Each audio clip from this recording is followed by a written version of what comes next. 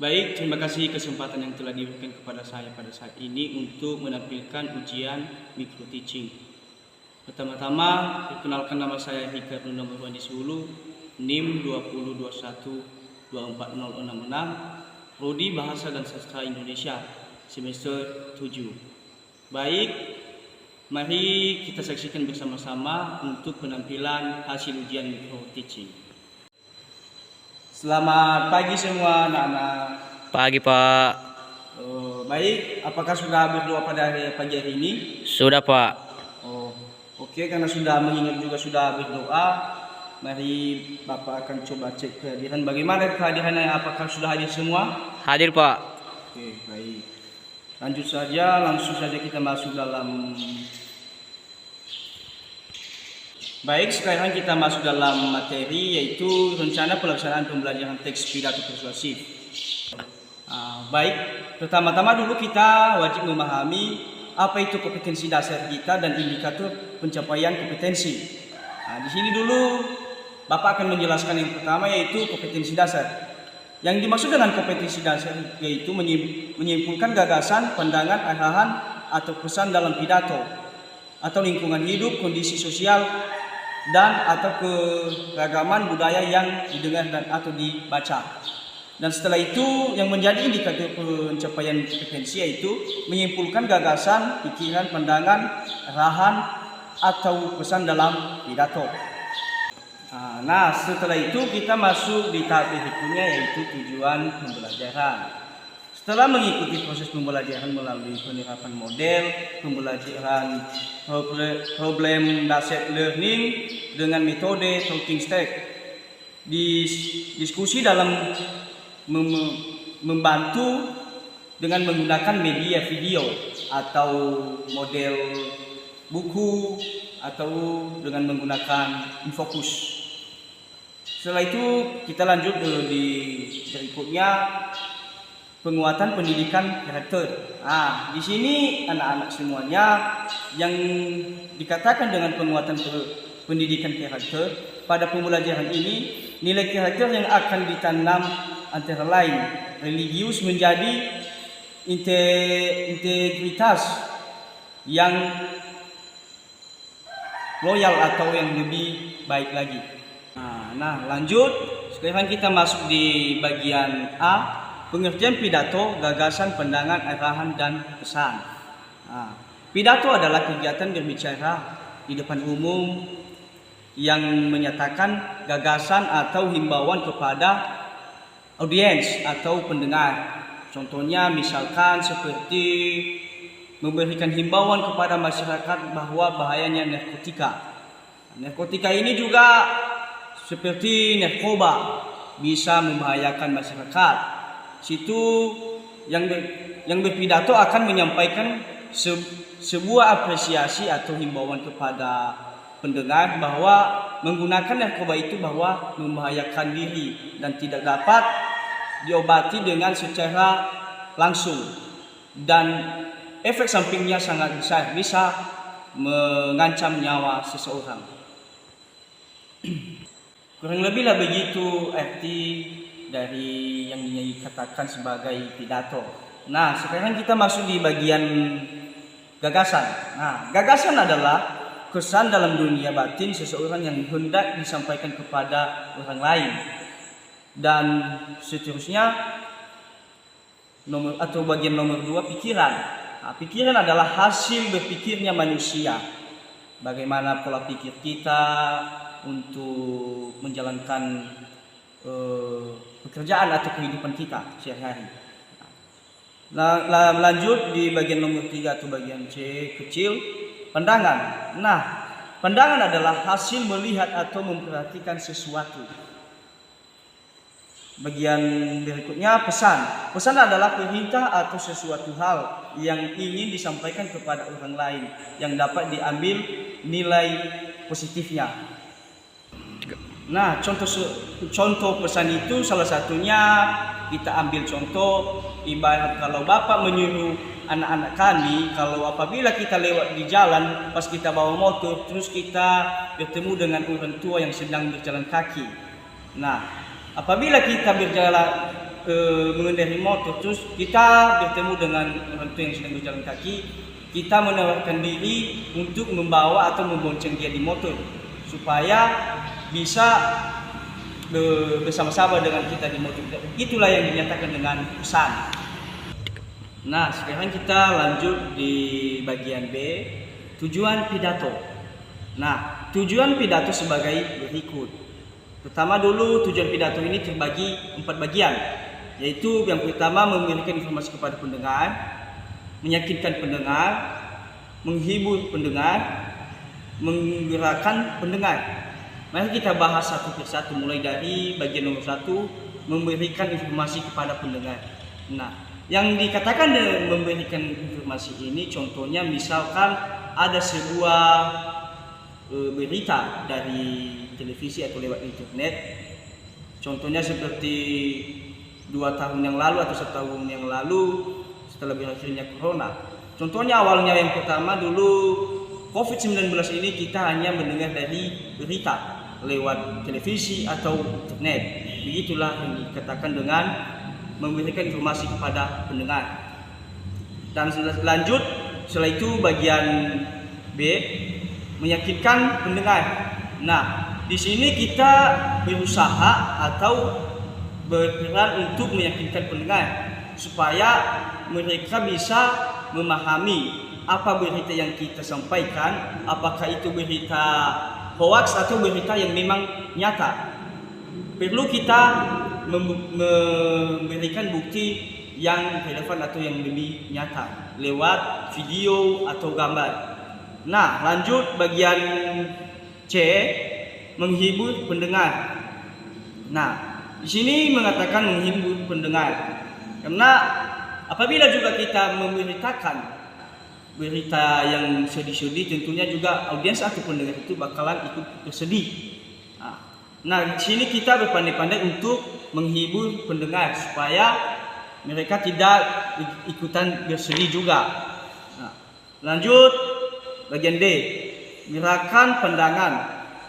Nah, gerakan pandangan ini yang dikatakan dengan gerakan pandangan ini adalah pidato persuasif bertujuan untuk menggerakkan pendengar. Tujuan ini adalah tujuan utama dalam pidato persuasif. Pendengar akan tergerak untuk melakukan apa yang kita sampaikan, apa yang kita himbau, apa himbauan yang kita berikan kepada mereka. Nah, sampai di situ penjelasannya bagian yang bagian C. Kita lanjut di bagian C. 3. Nah, sekarang bagian C, langkah-langkah menyimpulkan pidato persuasif. Nah, yang pertama dulu langkah-langkah menyimpulkan pidato persuasif yaitu memusatkan perhatian. Nah, yang dimaksud dengan memusatkan perhatian ini, kita sebagai pendengar wajib kita fokus dan memusatkan pemikiran kita untuk mendengarkan pidato yang akan kita dengarkan oleh si penyampai, supaya kita bisa memahami, mendengar dengan baik-baik dan menyimak dengan baik apa saja yang disampaikan oleh yang berpidato. Nah, berikutnya menyiapkan alat tulis.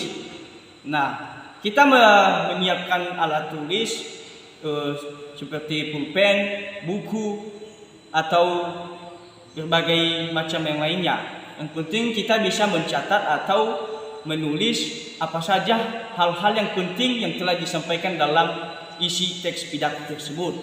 Lanjut bagian C, mendengarkan atau membaca pidato persuasif. Nah, kita mendengarkan di sini, kita mendengarkan terus kita sambil membaca-baca apa saja pidato, isi dari pidato yang telah kita catat tadi, apakah itu penting atau tidak. Nah, lanjut berikutnya bagian E, menyimpulkan isi pidato persuasif yang didengar atau dibaca. Kita mengambil sebuah kesimpulan bagaimana untuk memahami dari isi teks pidato tersebut. Bagian F atau bagian paling terakhir, menuliskan simpulan pidato persuasif dalam beberapa kalimat. Nah, di sini kita menuliskan simpulan-simpulan semua bagian-bagian dari pidato yang telah kita dengarkan oleh si pembicara atau yang berpidato. Nah, kira-kira begitulah cara menyimpulkan isi teks pidato. Sekarang kita lanjutkan di bagian D, menyusun teks pidato. Nah, di sini langkah-langkah menyusun teks pidato ada 4 bagian. Yang pertama, menentukan tema, menentukan pokok isi pidato, menyusun kerangka pidato persuasif, menyusun kerangka teks pidato, dan mengembangkan kerangka menjadi teks pidato yang persuasif. Nah, yang pertama, sebelum kita memaparkan satu persatu atau menjelaskan satu persatu, perlu kita mengetahui terlebih dahulu pidato persuasif bertujuan untuk mempengaruhi, mengajak, dan membujuk pendengar atau orang lain yang sedang mendengarkan pidato atau himbauan kita dengan secara sukarela, bukan secara pemaksaan. Nah, terus setelah kita berbicara secara sukarela, dan sebenarnya menyusun teks pidato persuasif tidak sulit, tapi hanya saja wajib kita mengikuti langkah-langkah pembuatannya. Contohnya misalkan nomor yang pertama, menentukan tema. Nah, di sini kita sebelum kita membuat sebuah pidato, kita wajib menentukan tema. Apa tema yang kita sampaikan, yang ingin kita berikan himbauan kepada masyarakat. Kita susun terlebih dahulu temanya. Nah, tema merupakan landasan dasar dalam membuat pidato. Tema dapat diartikan sebagai ide pokok yang akan dibicarakan dalam pidato tersebut. Nah, lanjut bagian B atau kedua, menentukan pokok-pokok isi pidato. Nah, kita menentukan pokok-pokok isi pidato dan disusun berdasarkan tema yang sudah ditetapkan sebelum pokok-pokok ini digunakan untuk menyusun argumen dalam isi pidato. Dan bagian C, menyusun kerangka pidato persuasif. Nah, kita menyusun kerangka berhubungan dengan struktur pidato persuasif.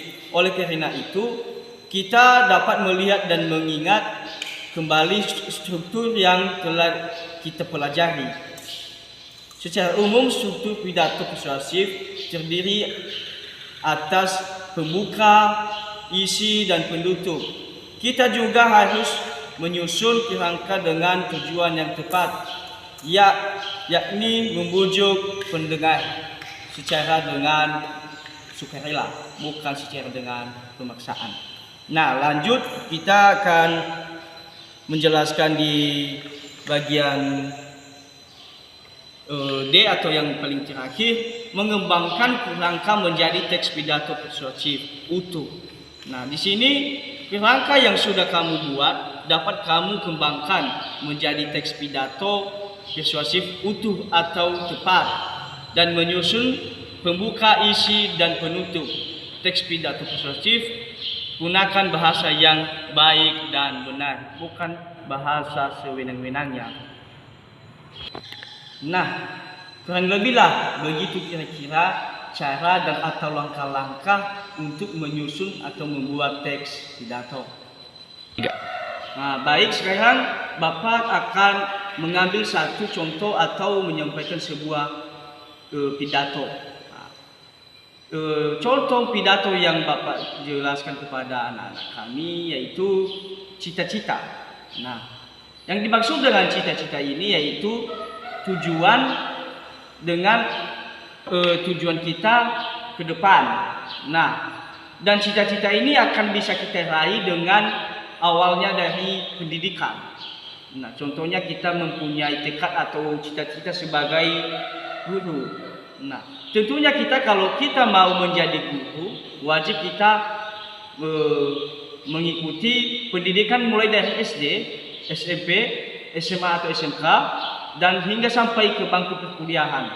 Nah, setelah kita selesai dan dinyatakan selesai dari bangku perkuliahan dan diberi gelar sebagai SPD, sarjana pendidikan, barulah kita bisa dinyatakan menjadi tenaga pendidik dan pengajar kepada siswa-siswi. Nah, himbauan dari Bapak di sini, anak-anak semua, jangan hanya sekedar datang ke sekolah, bawa buku menulis, terus pulang ke rumah sudah lupa semua materinya. Tapi kami himbau supaya anak-anak kami ke depannya tidak kewalahan.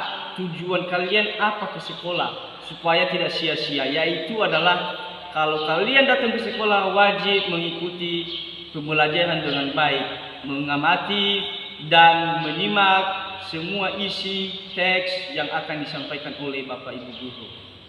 Nah, sekian dan terima kasih dengan penjelasan saya pada hari ini. Apabila ada kesalahan mohon dimaafkan, dan saya sapa kita dalam bahasa daerah Nias, ya ahum. Yo, Bapak.